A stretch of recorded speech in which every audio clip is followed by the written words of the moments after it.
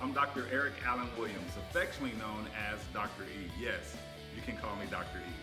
Hopefully, by the end of today's session, you will be strengthened, empowered, and able to execute the strategies presented. Thank you so much for joining us, and grab a cup of coffee. Let's get started. Hello, and welcome to Ela Supports for Paraprofessionals. And we thank you for joining us on today. And of course, I'm your host, Dr. Eric Allen Williams, and you can call me Dr. E. I want you to look at this quote. It says, behind every great teacher is a paraprofessional. So we applaud you. We applaud you for all the hard work because we could not do what we do without you in the classroom. Let's look at our objectives on today. I can explain how the guidebooks are designed to support diverse learners. I can understand how to support students before, during, and after the lesson. And finally, I can support students with strategies that address unfinished learning, class discussions, and writing. When we look at unfinished learning, due to COVID-19, when we had to dismiss school early in the spring of this year, there was a lot of strategies or standards that were not covered. So we're going to cover class discussions and writing because a lot of what students missed was involved with writing when it came to ELA. So we're going to talk about class discussions and writing. All right, let's dive in. I'm going to go ahead on and yes. Okay. All right, I want you to, how do we support learning? First of all, we collaborate with the teacher. We cannot function in the classroom without collaborating with the teacher, the supporting teacher that's there. They have the skill set in the standards and the instruction and the curriculum. So we want to collaborate with them in order to provide students with the skills they need to develop, to evolve in the area of English language arts or ELA. So we definitely need some time to sit down and talk with them. And it's so important that you all communicate the needs that you have with the teacher, the paraprofessional, that you communicate that with the teacher. Of course, we focus on individual needs. We may have 8 students in our classroom or 20 students. If that student has an IEP, they have individualized needs. And that's why we call it the IEP, the Individualized Educational Plan. And the I is individual. So we need to make sure that we tailor our support, our level of support to the students. Finally, we review students' work often. We need to look at the work samples. We need to look at data and assessments to help determine what needs or skills that we need to target for that student. So where do we document this support? We place this, whatever support we give to that student in the regular ed classroom on the Inclusion Support Service Documentation Log. That's where we place the support that we provide in the regular ed classroom. If you're in a SPED classroom, you do not need the Inclusion Documentation Log. This is for the general education area. So all areas of the log must be completed, and only one student's information should be completed per or documented per log. That meaning we shouldn't have 3 and 4 students on the same log. It should be one sheet per student. You can make a front and back copy to keep that organized for each particular student. So you have a front and back page. I'm going to show you this document. I'm going to show you where to find it. Let's see. Right. Let's look up here at the DOEC instruction website. That's the Department of Exceptional Children instruction website. And many of your forms, the things that you may need to complete for your students, are housed here. So I wanted to take you and show you where the Inclusion Support Service Documentation Log is and the directions. So I already have it pulled up right here. So we went to show you where it was. It was under forms right here. And then I clicked on it. And there it is right there, okay? So some of the things that the documentation form needs, you need to place on there. You need to place the date of service, okay? The subject and name of the teacher. Write down the lesson objective. You don't have to write a thesis here. Only specific objectives that were covered that day. Identify any missing assignments. You're going to check the specific support. Also, you want to make sure that the general education teacher initials the document to verify that you actually provided support that day.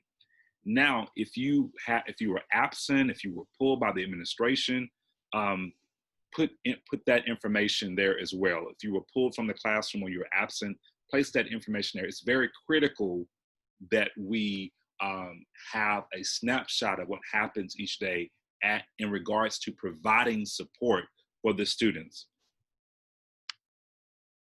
Now, let me show you the actual document. These are the directions, and this is the actual document. Unfortunately, we can't be face-to-face, but I wanted to just give you an overview on today of this. So, Caddo Parish Inclusion Service Documentation Log, you see the subject here, name, objectives. Of course, you're going to just abbreviate that and make it short, put that what the objective was, whether you were taught it, or you provided strategies, remediation, any missing assignments, you'll notate it there. You will, the general education teacher will initial here that you are actually there to provide support, okay?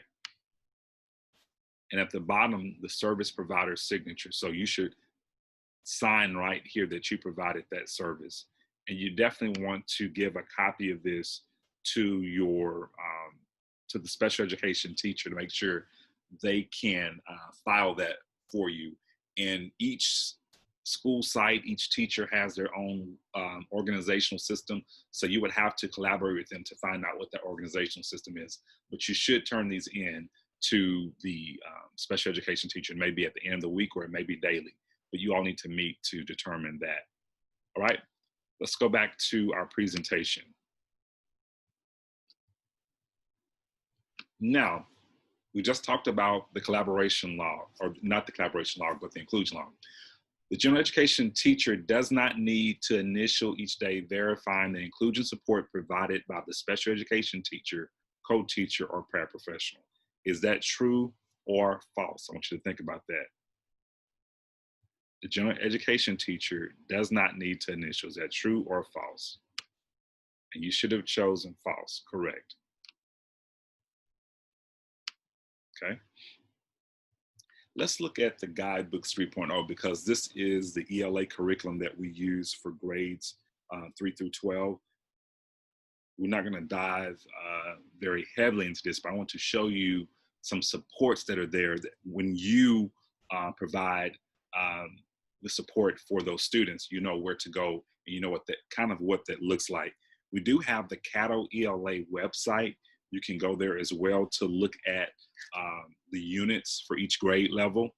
But in a nutshell, each grade from 3 through 12 has layers of supports, okay? And I wanted to show you, you have possible supports during the lesson, and then you have additional supports for diverse learners. Let's look at this. You have your small group reading, then you have your whole class, and then you have your small group writing. The whole class should be done on grade level for at least 60 minutes, 45 to 60 minutes, depending on how many grades are in your classroom. If you're in a class with multi-grades, the time will differ. But for the most part, the whole class instruction should be given for each grade level. So 3rd grade should get their instruction in core, 4th grade, 5th grade, respectfully. So we need to look at, when we look at this support, we need to determine which students continue to struggle, okay? So they may need some intensive interventions, and we might need to identify exactly what those supports are, right? We talked about the 2 layers of support. We have the before, during, and after the lesson. And you see, here's an example of those additional supports for students who have significant needs, and we call them diverse learners, okay? So another term you may hear, a buzzword, is diverse learners.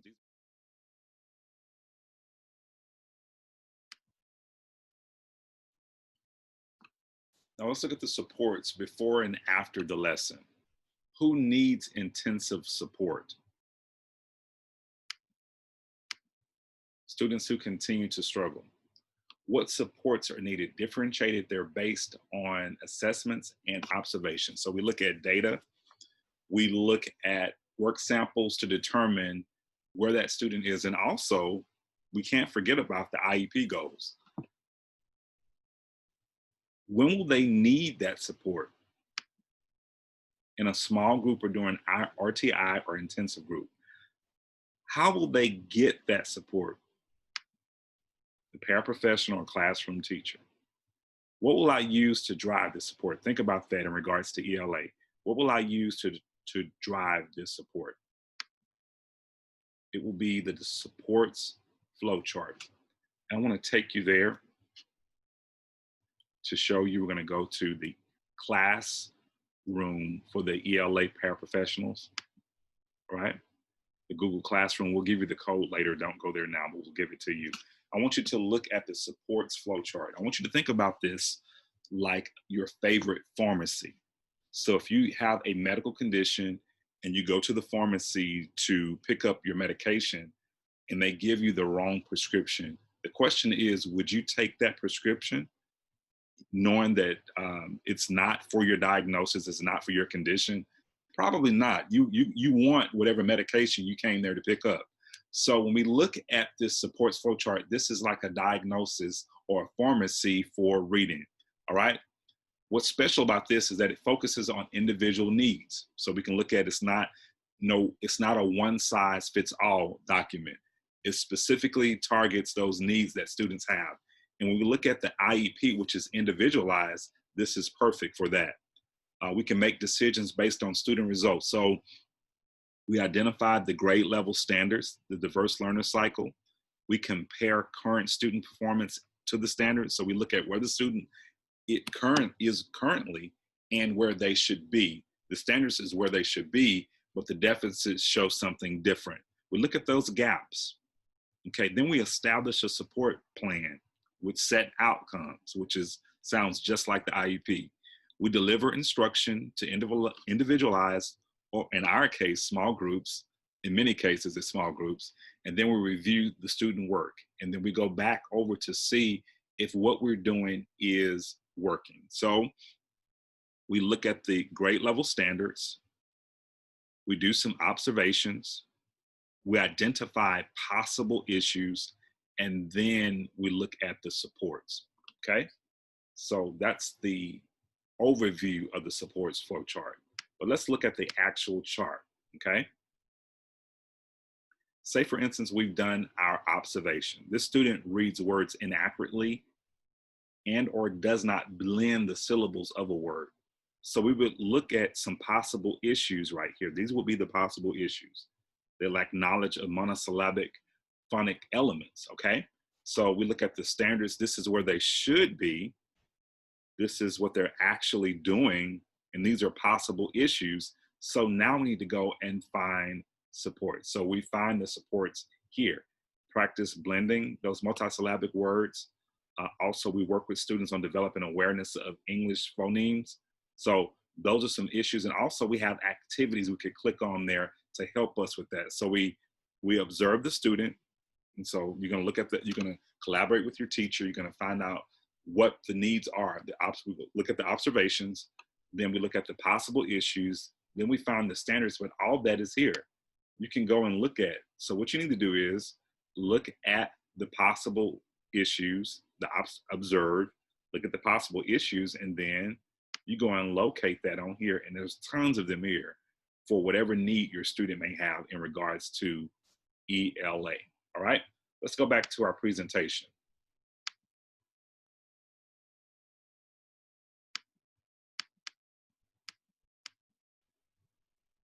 All right, so we've examined the supports flow chart. Supports for diverse learners. We have the whole group, and that's usually the core instruction, usually 60 minutes. Then we have a small group for those students who struggle, and then we have the intensive groups, those who continue to struggle.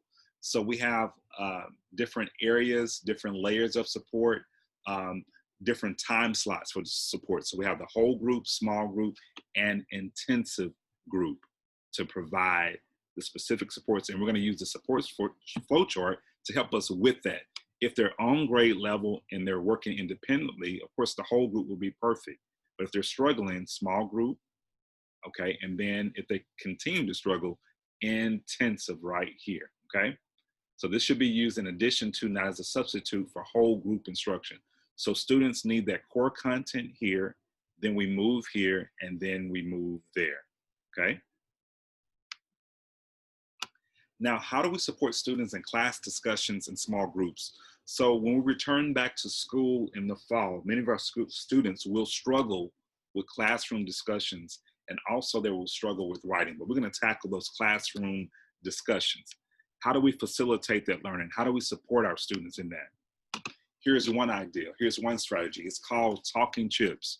And the purpose of this is to encourage students to participate, collaborate, and self-manage. So we want them to become independent thinkers and independent learners, but that needs to be modeled. And one way we can do that is through Talking Chips. So what we'll do, we'll use manipulatives from math, such as counters, okay? We'll give those to the students. Maybe if we have 3 students, we'll give each of them 3 counters apiece, okay? So each time a student wants to speak, they would put their chip in the middle of it and talk about whatever topic we're on. So they would put that chip in the middle, then the next student will go put their chip in, and we'll continue around the circle till all chips are in the center of the table. So when a student no longer has chips, he or she must wait to speak until all other students have used theirs. Then chips can be refilled by the paraprofessional or redistributed among group members. So you'll give them a topic and then they can complete that activity or group work. So how does this look? Here's an example of how that looks. Right now we're going to use Talking Chips to do a team building activity. You're going to talk about how you feel about our play coming up. Okay? Next week we have our first grade musical. I want everyone right now to take some think time. Think about who's coming, what you're going to wear, if you're nervous, if you're excited. Something, close your eyes, take some think time.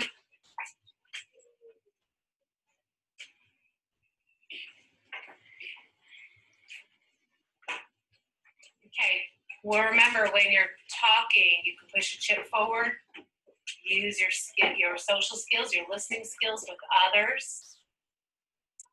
Okay, what is this called? What is our kicking structure? Talking chip. Okay, go ahead and do this with your team.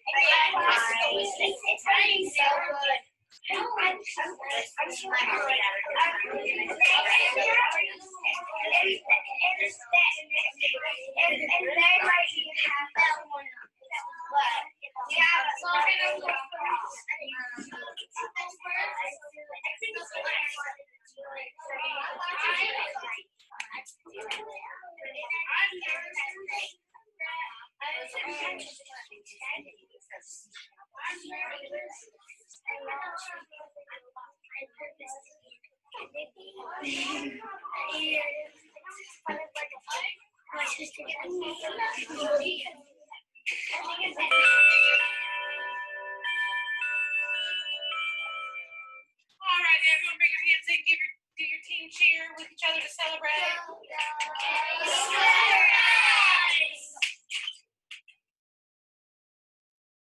So that was an example of how we can use Talking Chips. I know you probably saw a whole group in there, but you can modify this for your particular group. If you're ever working with a group and you need to develop an idea, or if it's an unfamiliar concept to that group, you can use Talking Chips to have those students think through it. A lot of times when it comes to guidebooks, many of our students struggle with some of the text. So maybe talking about showing the cover of the text, talking about building their background knowledge about what that text is. It can help them to develop their ideas. Also, graffiti boards is another way for students to brainstorm, and you can present prior knowledge as well too. Maybe it's a way for them to show what they know or what they don't know. First, the paraprofessional first explains that students will use their board to hear each other's idea and emphasizes that each student must contribute at least one question or comment to the board. So they can begin to talk about that. They can contribute one question or comment to the board. The paraprofessional names the focus topic or question, and students begin to write their ideas, or they can begin to talk about those ideas out loud. So you can use that as a discussion, but also you can tie it into writing, which we're going to talk about next, writing. So I want you to look at an example of how this works. So think about where we are with COVID-19. Many of us, we cannot travel abroad or to our favorite destinations, but let's think about a summer staycation. So we would have the students think about where would they go. Some of them may talk about they may go to the park for a picnic, or they may go to the lake, to their favorite lake that's nearby.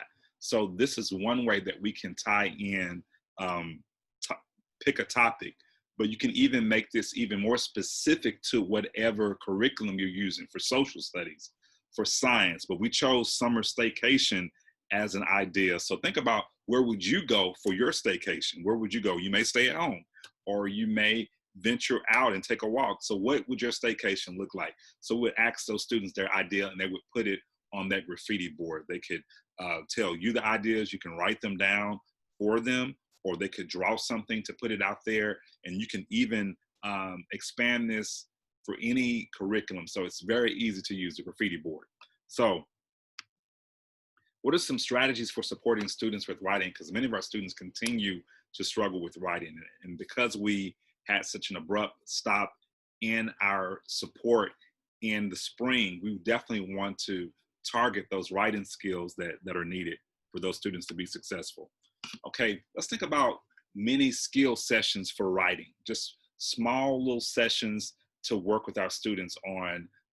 Many times when we think about the gaps that are there, we want to maybe spend 30 to 45 minutes, but many sessions are 10 to 15-minute sessions. We can look at the IEP for those goals those students have. We can target that goal. Of course, you're going to collaborate with your special education teacher to come up with what's needed, but we're going to look at the data. We're going to look at those assessments. We're going to look at work samples to help us determine what writing skills are needed. So the paraprofessional explicitly reviews one concept that is introduced by the teacher that will make their writing better, okay? So we're gonna look at that one skill that's needed. We don't wanna cover a whole lot of information here. We just wanna target one skill. And you might wanna use your own writing or excerpt from literature. With the guidebooks, there's so much literature there that we can use that to help drive our writing activity or instruction. Now, the first thing we'll do for this mini lesson, we'll introduce what the skill is. We'll tell them this is a skill. We're going to keep our focus small. This is a skill. Then we'll move into the I do. So me as a paraprofessional, I'll review and tell them exactly how to execute how to execute the strategy. What writing skill, we've already introduced it. So now we're going to review what that skill is and how to execute it. Then we will move into our interaction stage. That's where we all work together. The groups work together to apply the skill with the paraprofessional close by to provide support. So they begin to struggle with it, but we all do it together. We struggle with that. And it's called productive struggle. That student should not be afraid to struggle with that skill. And finally, we close with you do, okay? So we announce what it is, we review it. Then we have some interaction. We have a safe zone where we interact with that skill. And then finally, our students are able to do it independently. And this is about 10 to 15 minutes. All right. I want you to think about those skills, and we're going to model this in just a few seconds. What step does not belong in the mini skill? What step does not belong in the mini skill session? Is it predict, introduce, close, or review? What step does not belong? Of course, it is predict. Now, we just talked about the mini skill session. What we have in Cato, we have what is called the writing revolution. And these are strategies for writing instruction, a method for advancing student thinking through writing. And it builds from sentence to composition. Many of our students struggle with building sentences. They struggle, they get stuck, and they become frustrated. So we have to guide them through that process and be explicit with teaching them that. All right, and these are some of the 6 principles of the writing revolution. And I'm not going to read all this to you. I want to tell you what's two of the most important pieces are the explicit instruction. We have to give them explicit instruction. And as a paraprofessional, you're providing that support. You're looking at the IEP goals. You're looking at the data there to determine what that explicit instruction should be. And we begin to show them how to write sentences. We begin because those are the building blocks of all writing, okay? And I wanted to just target just one area of this. When we look at a mini lesson, one of the important areas of the writing revolution are sentence types.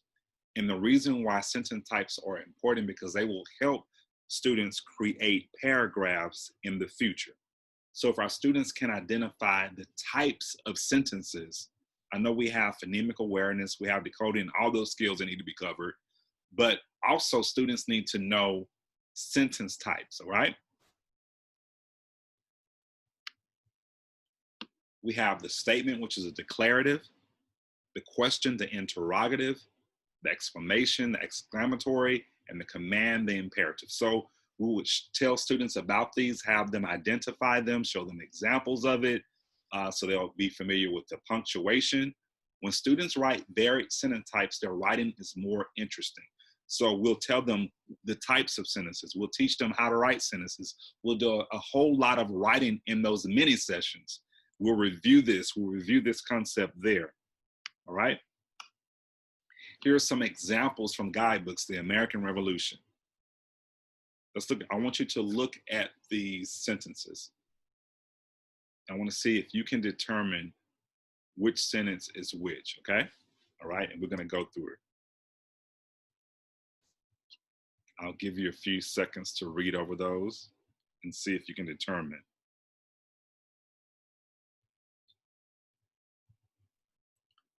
Let's look at the first one. King George was an unfair ruler who made rules and laws for people in the colonies.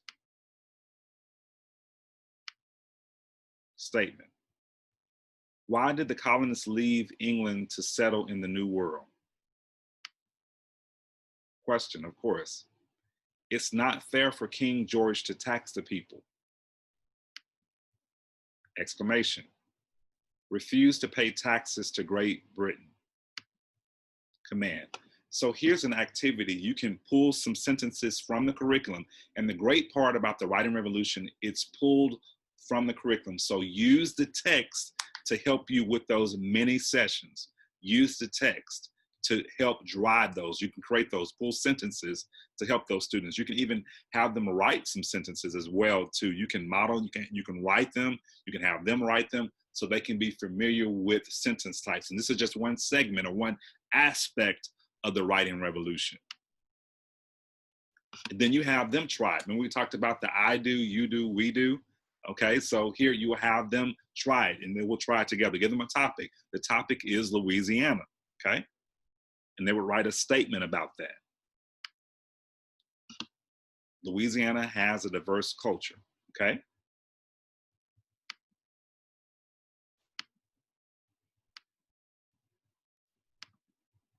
All right, so you try it. Remember we talked about the sentence types. So now you're gonna go on your own. You created sentence types. Write a question about, I want you to think about a question about the supports flowchart that we mentioned earlier. What questions would you have about the supports flowchart? Which question would you have about the supports flowchart? Think about that for a few seconds.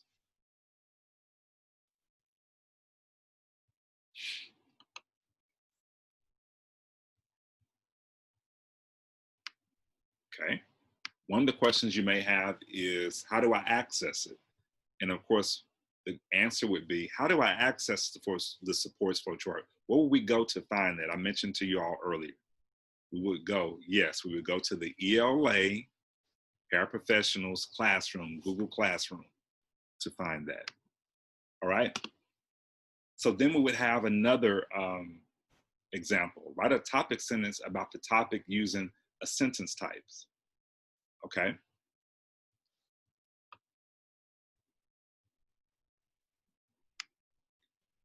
So we've talked about some strategies. We talked about mini lessons. We've talked about all of our objectives on today. We talked about guidebooks, supports flowchart. Now, we need to access, if you need to access the guidebooks, you would go to Cato ELA, all right?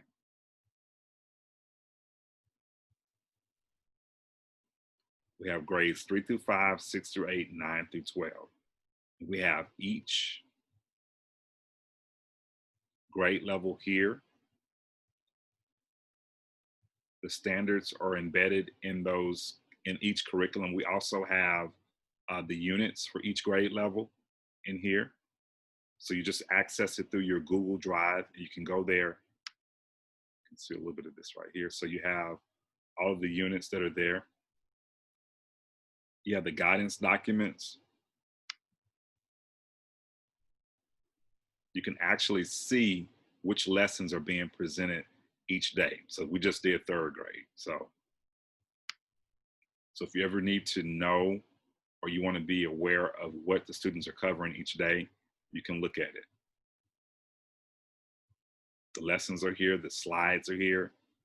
So often when you go into a classroom during ELA, you want to have a heads up or know what's going on. You can go here to look and see. You have your lessons right here. And normally it's lessons 1 through 40. You can go and look at the objectives or resources, and you'll be aware or knowledgeable of what curriculum is being covered or what unit or lesson is being covered for that particular day. All right, let's go back to our presentation. All right, that's the Cato ELA website. Here's how you access the Google Paraprofessional Classroom. You can type in this code, go to Google Classroom and type in that code, and then you can join our group. I definitely want all of you to join the classroom. That's one of your homework assignments, is to join the classroom. And that's the code right there. Okay, here's my contact information. If you need to contact me, you can go to eWilliams.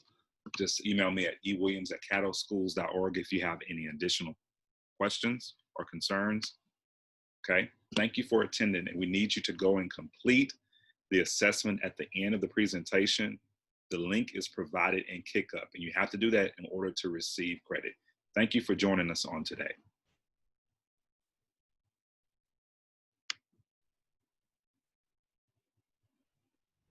Hello, we are ecstatic that you joined us for our learning experience on today, and we need you to do 3 things. First, complete the evaluation mentioned at the end of the session.